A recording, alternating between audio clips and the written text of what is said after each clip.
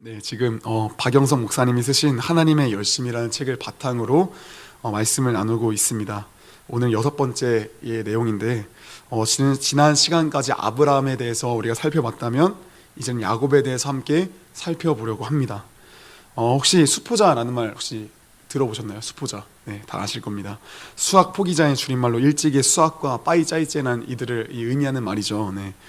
올해 6월에 실린 한 기사를 보니까 날이 가면 갈수록 우리나라 학생들 간의 수포자가 증가하고 있다고 합니다.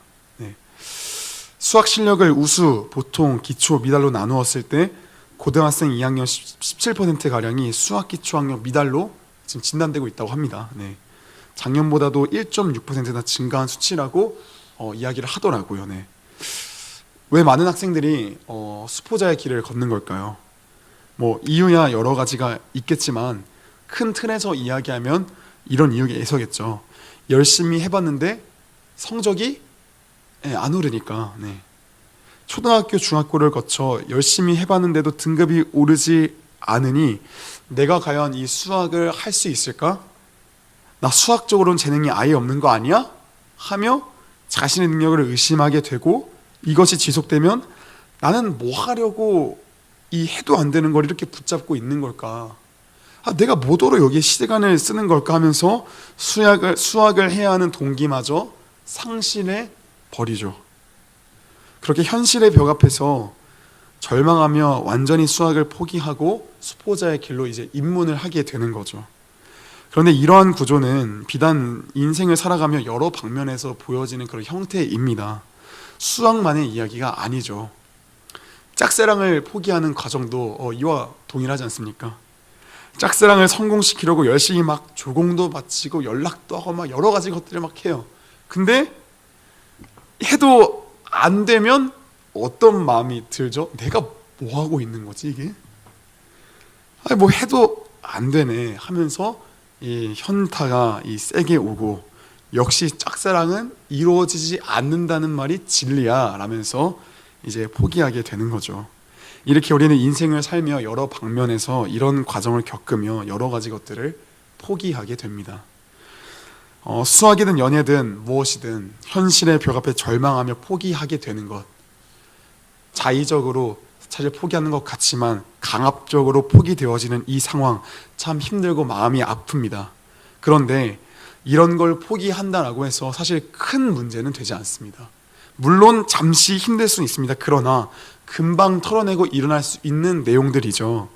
그런데 신앙생활에서 이 코스를 밟게 되면 이 굉장히 골치 아픈 상황이 발생을 합니다. 신앙생활에서 이 과정을 겪고 절망해버리면 자신을 완전히 포기해버리는 자포자의 길로 들어서기 때문이죠.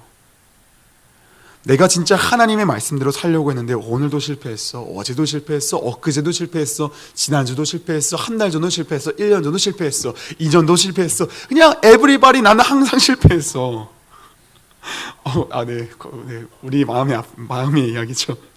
나는 도대체 뭘까? 나랑 같이 신앙생활하는 저 친구는 분명 뭔가 잘 사는 것 같아요. 그렇죠? 근데 나는 왜 이 모양이 이 꼴일까? 나는 진짜 답이 없다. 나는 못하는 놈인가 보다. 관두자. 이렇게 가다가 점차 어느 생각까지 가면 생각해보니까 나는 왜 이렇게까지 하나님 말씀대로 살려고 하는 거지? 왜 내가 뭐더러 안 되는 짓을 지금 시간 낭비하고 있는 거지? 그래, 그만두자. 나는 안 되는 놈이니까 그냥 싹 다 포기해버리자. 신앙이고 나발이고 나는 모르겠다. 네. 이러면서 완전히 포기해버리죠. 여러분, 이런 상황에 처하지 않을 것이라고 혹시 자신하는 분 혹시 있으십니까? 없을 겁니다. 신앙생활을 제대로 하다 보면 이 자포자의 상태는 반드시 찾아오게 되는 그런 순간입니다. 우리는 이때에 어떻게 절망 가운데서 일어날 수 있을까요? 자포자의 상태를 어떻게 하면 벗어날 수 있을까요? 오늘의 본문의 내용은 우리가 너무나도 잘 아는 내용이에요. 아내 리브가가 임신하지 못하니 남편 이삭이 이를 위해 하나님께 기도하였고, 하나님께서는 그의 간구를 들으시고 리브가로 하여금 쌍둥이를 임신하게 하셨죠. 그런데 하나님께서는 태중에 있는 그 아이들 향해 이렇게 말씀하세요. 큰 자가 작은 자를 섬기리라. 자, 해산기한이 찾아 이 아기들이 뱃속에서부터 나오기 시작하는데 참 재미난 장면이 연출이 되죠.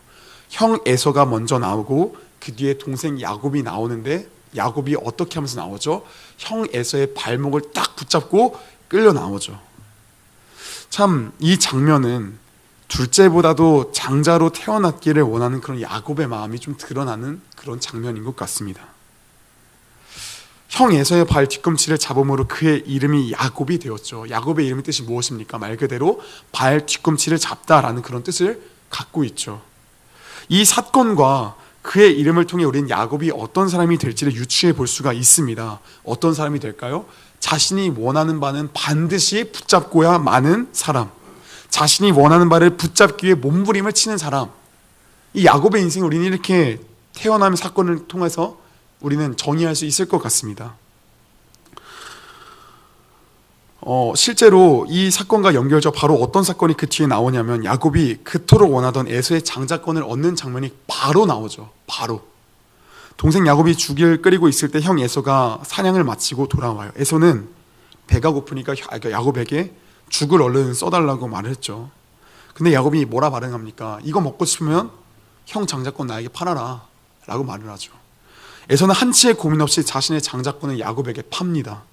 야곱은 결국 꾀를 써서 자신이 원하는 장자권을 쟁취했습니다. 여러분, 야곱이 잔머리를 굴려가며 장자권을 얻는 장면을 보면 우리는 이렇게 생각을 합니다. 야곱 당시 장자권을 가지면 다른 형제에게 할당된 유산의 두 몫을 분배받을 수 있는 자격이 주어지니 야곱은 재산을 갖기 위해 지금 잔머리를 굴리고 있는 거구나. 정말로 야곱은 자신이 원하는 바 재산을 얻으려고 몸부림을 치는 거구나. 이렇게 생각을 많이 합니다. 그런데 우리가 이 본문을 이렇게 해석하면 우리는 이 본문을 잘못 이해하고 있는 것 같습니다. 사실 야곱은 재산을 얻으려고 잔머리 굴려가며 지금 장자권을 얻은 게 아닙니다. 우리가 한번 생각해 보겠습니다. 야곱이 아버지 이삭으로부터 이 장자의 축복을 받으니까 형 에서가 야곱을 죽이려고 했죠. 근데 그때에 목숨이 왔다 갔다 하는 그런 위험한 상황 가운데서 야곱이 장자의 권리를 포기했습니까? 포기하지 않았습니다. 생각보다 야곱은 이 장자의 명분에 이 목숨을 걸 정도로 진심이었어요. 그러면 야곱의 인생관에서 정말 그 재물이 그토록 중요했나? 생각해보면 그건 또 아니에요. 왜냐하면 삼촌 라반의 집으로 도망갔다가 20년 후에 어마무시한 그 많은 재물을 가지고 이제 고향으로 가는데 그 가는 길에 어떤 소식을 듣게 되죠? 형 에서가 야곱을 죽이러 오고 있다는 그 소식을 듣게 돼요. 그때에 야곱이 어떻게 행동합니까? 자신의 그 모든 재물들을 형에게 다 그냥 보내버려요. 이때도 야곱은 장자의 명분을 내가 포기하겠다, 형에게 주겠다, 이제라도 내가 형에게 완전히 그냥 바치겠다라고 이야기를 하지 않았어요. 그러니까 이 말은 즉슨 야곱이 재물 때문에 형의 그 장자의 명분을 탐했다라는 게 아니라는 거예요. 그렇다면 야곱은 대체 왜 이 장자의 명분을 얻으려고 했던 걸까요? 왜 얻으려고 했던 걸까요? 그건 다름이 아니라 야곱이 영적인 복을 갈망했기 때문이었습니다. 함께 마태복음 1장 2절 말씀을 같이 한번 읽어보도록 하겠습니다. 함께 읽습니다. 시작. 아브라함이 이삭을 낳고 이삭은 야곱을 낳고 야곱은 유다와 그의 형제들을. 마태복음 1장에는 예수 그리스도의 계보에 대한 말씀이 나오는데 이 말씀에서, 이 계보에 대한 말씀에서 일방적인 상식으로 누구의 이름이 올라가야 정상입니까? 에서 장자의 이름이 올라가야 정상이죠. 그런데 누구의 이름이 올라갔죠? 야곱의 이름이 올라가 있죠. 왜요? 야곱이 장자가 되었으니까요. 야곱이 왜 그리도 장자의 명분을 탐했는지 신약의 렌즈를 통해서 살펴보면 그는 예수 그리스도의 계보에 들어가기 위한 그 영적인 복을 얻고자 그렇게 행하던 거였어요. 나는 예수가 필요합니다. 나는 예수의 족보에 들어가야만 합니다. 라는 믿음의 고백이 그에게 있었던 거죠. 물론 당시 야곱도 장자가 받는 그 영적인 복이 예수 그리스도의 계보에 들어가는 복이다라는 그 사실을 정확하게 명백하게 알지는 못했어요. 그럼에도 야곱은 그 영적인 복이 엄청난 것임을 알았고 그걸 갈망했던 거였죠. 그런데 그와 반대로 에서는 어땠죠? 에서는 야곱이 장자의 명분을 자기에게 팔라고 이야기하자 당장 배고파 죽을 지경인데 장자의 명분이 무슨 의미가 있냐면 그에게 장자권을 팔아버렸어요. 이 말은 즉슨 이런 거죠. 예수보다 먹고 사는 그 문제가 더 중요하다. 당장 눈앞에 그 시급한 그 먹고 사는 그게 너한테 더 중요하다. 나에게 예수는 그것들보다 소중하지 않다. 라는 거를 이야기하는 거죠. 그래서 창세기 25장 34절 말씀에 이 부연 설명으로 이렇게 기록되어져 있는 겁니다. 에서가 장자의 명분을 가볍게 여김이었더라라고 이렇게 기록이 되어져 있는 겁니다. 가볍게 여겼다라는 말의 뜻은 망령되게 행동했다라는 뜻과 같은 거예요. 성경은 에서가 장자의 명분을 판 일이 자기 영혼을 망하게 한 일이었다라고 지금 말하고 있는 거랑 같은 거예요. 그의 행동은 단순히 재산을 갖지 않아도 된다는 그런 가벼운 장자의 명분의 수준이 아니라 예수가 필요 없다라고 말하는 것과 같은 거니까요. 그래서 성경은 에서가 장자의 명분을 망령되이 가볍게 여김이었다라고 지금 이야기를 하고 있는 겁니다. 여러분, 그렇다면 우리에게는 이러한 질문이 생깁니다. 야곱은 어떻게 해서 이 영적인 복을 갈망할 수 있던 걸까? 라는 퀘스천 마크가 생깁니다. 여러분은 여기에 무엇이라 답하시겠습니까? 야곱이 어떻게 해서 이런 영적인 복을 갈망할 수 있었던 걸까요? 에서는 반대로 왜 이러한 영적인 복에서 너무나도 무감각했던 걸까요? 야곱의 신앙이 뜨거웠기 때문에 영적인 복을 갈망할 수 있던 걸까요? 아니면 에서와 달리 야곱에게 뜨거운 영적 갈망이 태생부터 있었기 때문에 그랬던 걸까요? 답은 간단합니다.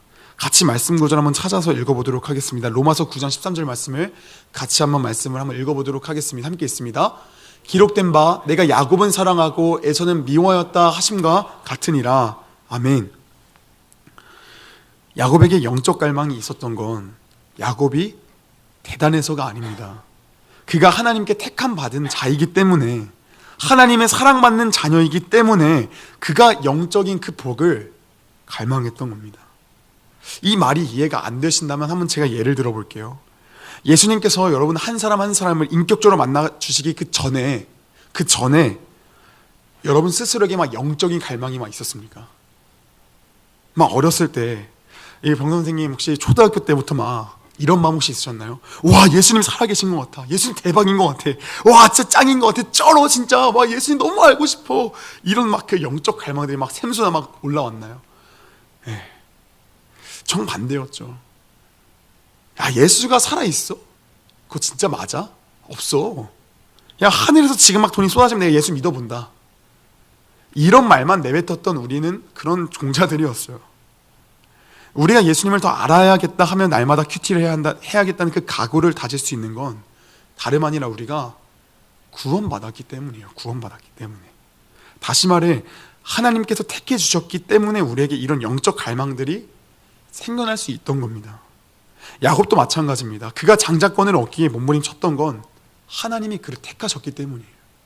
하나님이 그를 택하셨기 때문에 그가 영적인 갈망들이 일어났던 거였어요. 여러분, 하나님께서는 택한 백성들이 영적으로 하나님을 갈망하도록 붙잡도록 그 삶 가운데 간섭하세요. 깊이 간섭하세요. 야곱이 아버지 이삭에게서 장자의 축복을 받은 후 에서가 이 사실을 알고 야곱을 죽이려 하자 야곱이 어디로 갑니까? 어머니 리브가의 권유를 따라 삼촌 라반의 집으로 가요. 삼촌 라반의 집으로 가서 무슨 일을 겪습니까? 야곱은 20년간 자신보다 잔머리가 더 잘 돌아가는 삼촌 라반의 밑에서 진짜 고생이란 고생은 다 하죠. 여러분, 그런데 왜 하필 많고 많은 집 가운데서 야곱이 삼촌 라반의 집으로 가게 된 걸까요? 그냥 우연으로 이루어진 건가요? 그게 아니죠. 야곱이 하나님을 더 의지하도록, 영적으로 하나님을 더 갈망하도록, 하나님을 더 알 수 있도록 하나님께서 그 모든 과정을 섭리하신 거죠. 하나님을 더 의지할 수 있도록 하나님께서 그의 삶 가운데 깊이 간섭하신 거죠. 사람은요, 등 따시고 배부르면 너무 삶이 평안한 것 같으면 어떻게 합니까? 하나님을 찾습니까? 찾지 않습니까? 안 찾아요. 우리도 어떻습니까? 삶이 절박하고 간절하면 누가 뭐라 말하기도 전에 새벽에 나와서 엎드려 기도해요. 왜요? 너무 절박하니까요. 너무 마음이 힘들고 어려우니까요. 이 마음을 어떻게든 하나님 좀 알아주고 위로했으면 좋겠다는 그 마음에 거기 나와서 엎드려 울부치면 난리쳐요. 그런데 삶에 아무런 문제가 없으면 어때요? 그냥 멍하니 살아가요. 하나님 찾을 생각 합니까? 안 합니까? 1도 안 해요. 그래서 하나님께서는 택함 받은 그 자녀들을 그 삶 가운데 깊이 간섭하심으로 말미암아 그들의 영적 갈망의 삶으로 인도하세요. 그런데 반대로 에서의 삶에는 어떻게 한다고요? 간섭하지 아니하신다고요. 그가 잘 살던 말던 그냥 내버려 두세요. 왜요?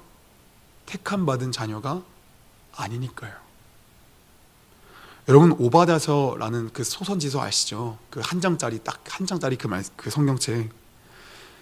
오바댜서를 보면 딱 한 장 분량으로 에돔의 멸망에 대한 말씀들이 기록되어져 있습니다.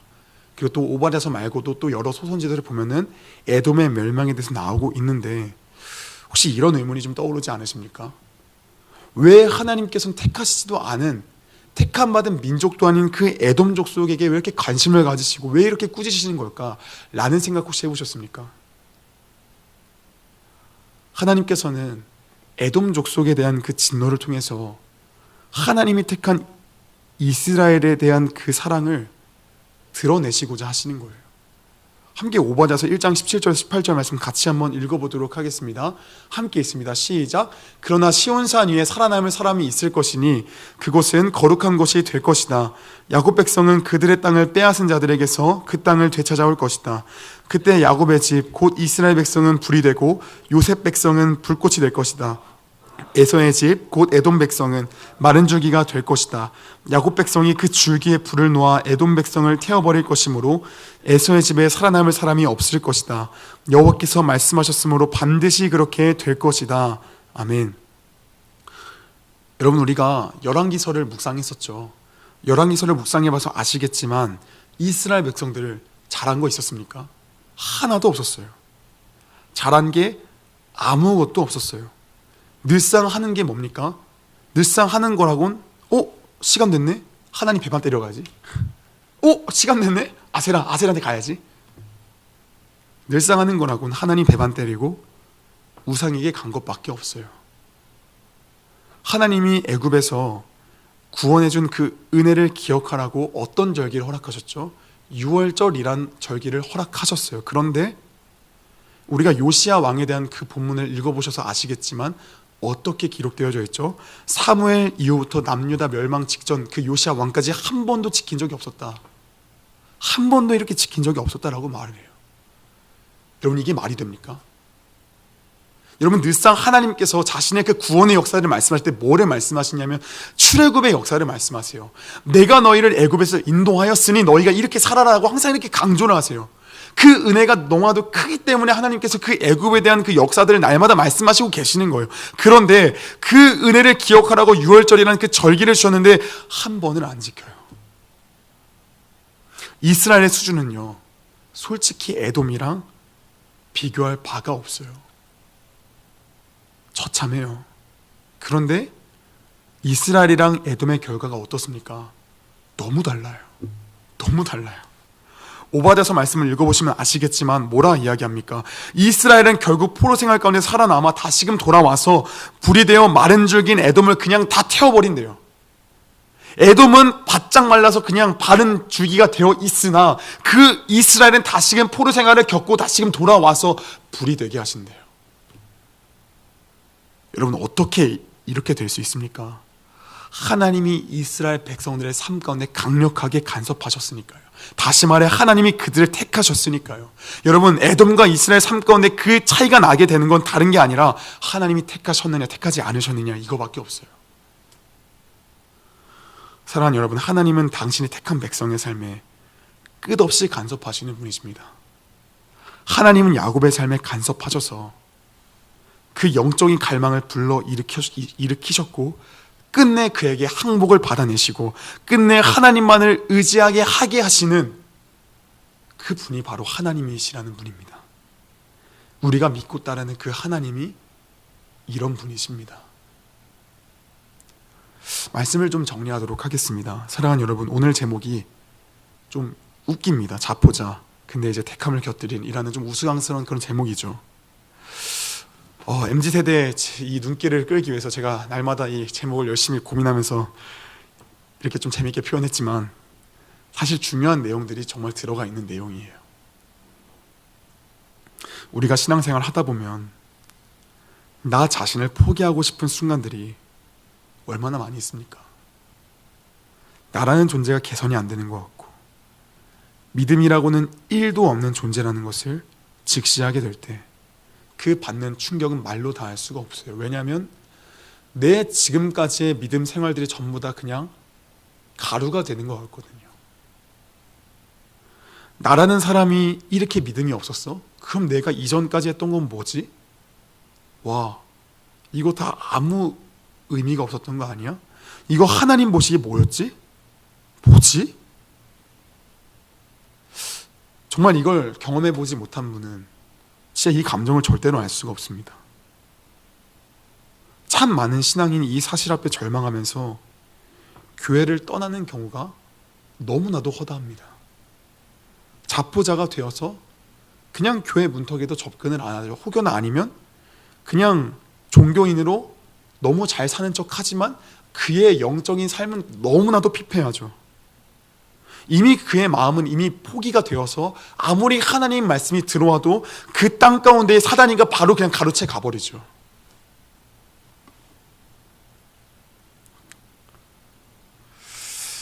그런데 여러분, 스스로를 포기한다라는 거, 이것보다 어리석은 생각은 없습니다. 우리는 태어나기도 전에, 우리가 무슨 일을 행하기도 전에 하나님의 택하심을 받아 그분의 자녀로 불림받았기 때문입니다. 우리의 운명은 이미 내가 태어나기 전부터, 내가 무엇을 하기 전부터 정해졌습니다. 그래서 참 이 박영성 목사님 이걸 참 재밌게 표현하는데 이렇게 말하더라고요. 얻어맞으면서 가느냐, 칭찬받으면서 가느냐, 이 차이밖에 없다라고 표현하더라고요. 하나님께서는 당신의 택함 받은 자녀들을 끝까지 인도하십니다. 버릴 생각은 하나도 없으신 분이십니다. 그 아들을 십자가에 매달리기까지 우리를 사랑하시기로 결단하신 분인데 작은 행동 하나 잘못했다고 우리를 버리시겠습니까? 버리지 않으십니다.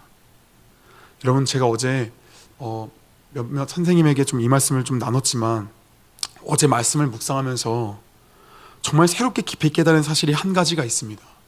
여러분, 우리 주님은요, 우리를 위해서 그냥 이 땅간에 예수님 보내셔서 십자가 딱 한 순간, 그 순간만 죽고 그냥 끝난 게 아니라 우리 주님은 이미 그 전부터, 이미 구약에서부터 십자가를 지셨다는 그 사실 혹시 알고 계십니까? 우리 주님은 이미 십자가에서, 구약에서부터 이미 지고 오셨어요. 이미 지고 오신 거예요. 그냥 우리의 눈에 딱 보여지는 그 순간을 우리가 봤던 것뿐이지, 우리 예수님은 그냥 평생을, 시작과 끝을, 모든 삶의 그 순간들을 십자가를 다 지셨던 분이에요. 왜요? 제가 한번 설명해 드리겠습니다. 하나님께서 남유다 백성들이 우상을 행하는 그 악을 행하며 정신 못 차리니까 어떻게 행하세요? 바벨론을 도구로 들어서서 완전히 그들을 쓸어버려요. 근데 이게 왜 하나님이 바벨론이라는 도구를 들어 쓰신 거예요? 그냥 완전히 멸하게 하시려고, 완전히 멸망시키려고, 그게 아니라 그들을 다시금 회복시키시려고 그 바벨론이라는 도구를 들어 쓰셔서 그들 간에 깊이 개입하신 거죠. 그런데 여러분, 이런 생각 해보셨습니까? 하나님께서는 이스라엘 백성들을 통해 열방이 회복되기를 원하셨어요.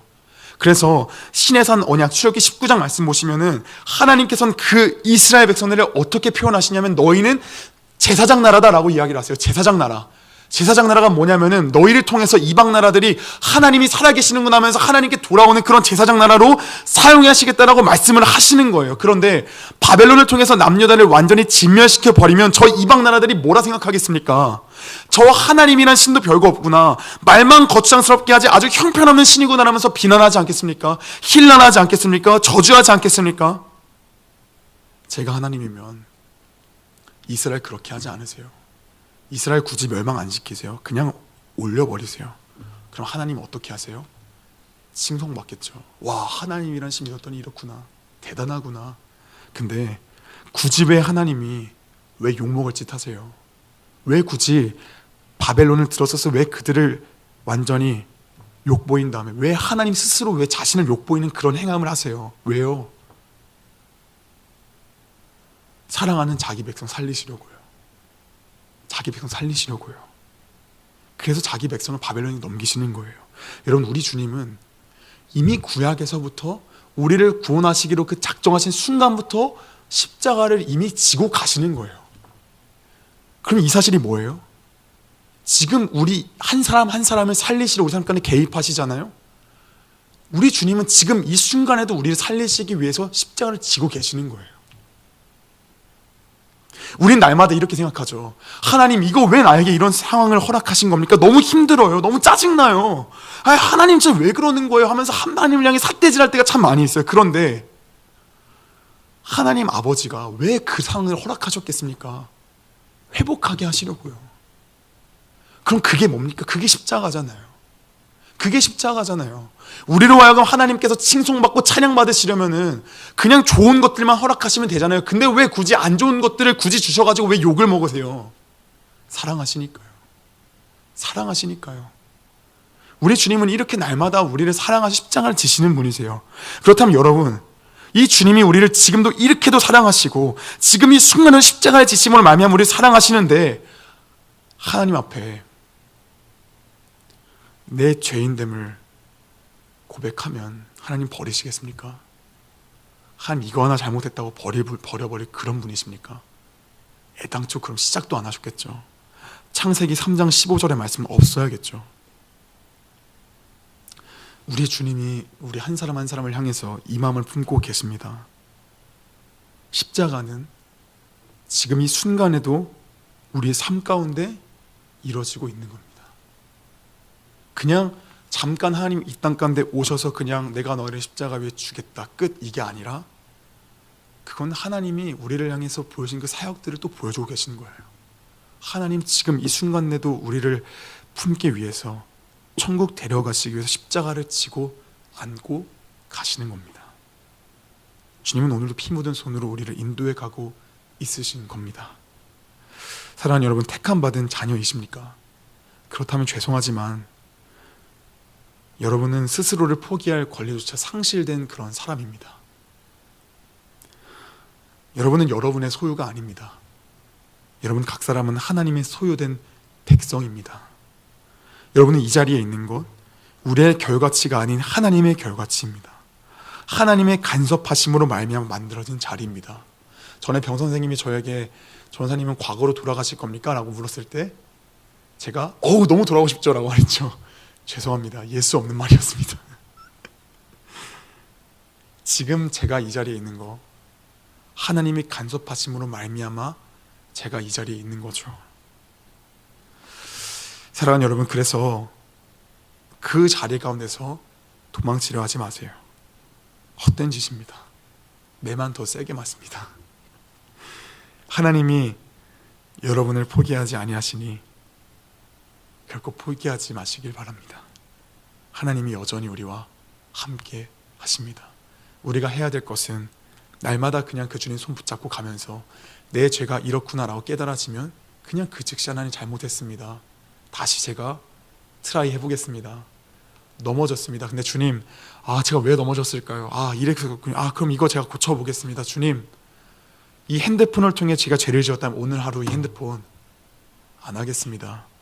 우리 주님이 어제도 오늘도 내일도 그 다음 주도 그 다다음 날도 나를 위해 십자가를 지시는데 나의 쾌락을 위한 이거 하나 못 버리겠습니까? 내가 이거 내려놓겠습니다. 더 나아가겠습니다. 하고 결단하며 나아가는 것이지요. 사랑하는 여러분, 그러하니 주님 따라가는 그 길을 포기하지 마시길 바랍니다. 다시금 다시 일어나서 우리 주님 앞에 나아가서 우리 주님 손 붙잡고 우리 주님 손에 이끌려서 끝까지 나아가시는 우리 사랑하는 중고등부 모든 지체 되시기를 예수님의 이름으로 소망합니다.